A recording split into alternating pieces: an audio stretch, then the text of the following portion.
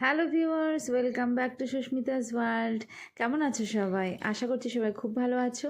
তো আজকে আমি একটি খুব ছোট্ট একটি ব্লগ নিয়ে চলে এলাম। আজকে একটু শেয়ার করতে চলে এলাম তোমাদের কে সেরকম জাস্ট কোনো এডিটিং নয়, নর্মালি গেছি।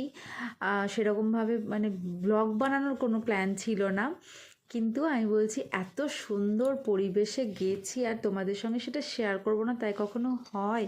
তবে বাচ্চা নিয়ে একার পক্ষে না সেরকম ভিডিও করা আমার সম্ভব হয়ে থাকে না, ও এত দুরন্ত। তো আমরা মোটামুটি সপরিবারেই বলা যায়, কারণ আমার বড় ননদ ছিল, বড় ননদের ছেলে মেয়ে, আমি, আমার শাশুড়ি মা, সবাই মিলে গেছিলাম। এই দিন ছিল হচ্ছে আমাদের যে রাধাস্বামী, আমাদের ঠাকুরের জন্মদিন।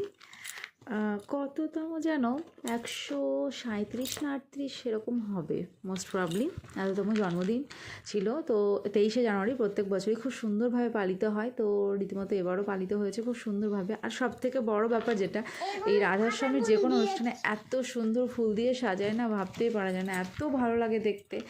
আর আমাদের যে শিবির সেটাও এত সুন্দর সাজানো গোছানো, এত ভালো লাগে, দেখো কত সুন্দর। তো এই দিন যেহেতু নেতাজি সুভাষচন্দ্র বসুর জন্মদিন, তাই খুব সুন্দরভাবে এখানে এটা সাজায়। আর ঠাকুরের জন্মদিন উপলক্ষে সেই পতাকা উত্তোলন করেছে। মোস্ট প্রবলি কয়েকবার আমি দেখেছি পতাকা উত্তোলনও করা থাকে, এমনি আমাদের ভারতের তিরঙ্গা পতাকা। তো মানে শিওর নয়, মানে মনে হচ্ছে যেন দেখেছি আমি এর আগে। তো যাই হোক, এখানে মানে খুব সুন্দর ফুল দিয়ে সাজায়, দেখতেই পাচ্ছ এত সুন্দর। আর ফুলের চাষ হয়, সমস্ত রকম সবজিরও চাষ হয় এখানে। এই শিবিরে যারা থাকে তারা মানে বাইরের সবজি হয়তো তাদের খেতে হয় না, এখানে যে সবজি থাকে সেই সবজি ওরা খায়, মানে যে সবজি চাষ করে সেই সবজি খায়। আর এখানে হচ্ছে তোমার সাঁওতালি যে ড্যান্স, মানে না সাঁওতালি নৃত্য, সেটাও হচ্ছিল, সেটাও নিয়ে এসেছে। সব মিলিয়ে খুব সুন্দর একটা অনুষ্ঠান হয়েছিল। আর তারপর হচ্ছে আমাদের যে আনন্দবাজার, আনন্দবাজারে খাওয়া দাওয়ার ব্যবস্থা থাকে, মানে ঢালোয়া যে যত খেতে পারবে আর কি, খুব সুন্দর। তো আমরা খুব ভালোভাবে তৃপ্তি ভরে খেয়েছি। ডালিয়ার খিচুড়ি ছিল সমস্ত রকম সবজি দিয়ে, তার সঙ্গে চাটনি ছিল। তো আমি তো ভীষণভাবে খিচুড়ি লাভার, যে কোনো রকমের খিচুড়ি হোক না কেন। তো হচ্ছে খুব ভালো লেগেছে অনুষ্ঠানটা দেখতে, প্রত্যেকবারই মোটামুটি যাওয়ার চেষ্টা করি।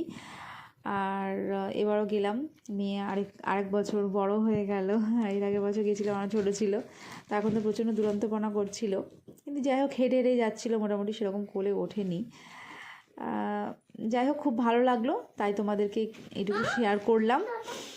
তো তোমাদের কেমন লাগলো আমাদের ঠাকুরের যে আশ্রমটা, মোটামুটি যেটুকু দেখলে কেমন লাগলো তোমাদের? আর কৃষ্ণনগর থেকে কে কে ভিডিও দেখছো সেটাও কমেন্ট করো, আর কেমন লাগলো সেটাও কমেন্ট করো। তো টাটা, আজকের মতো এখানে শেষ করছি।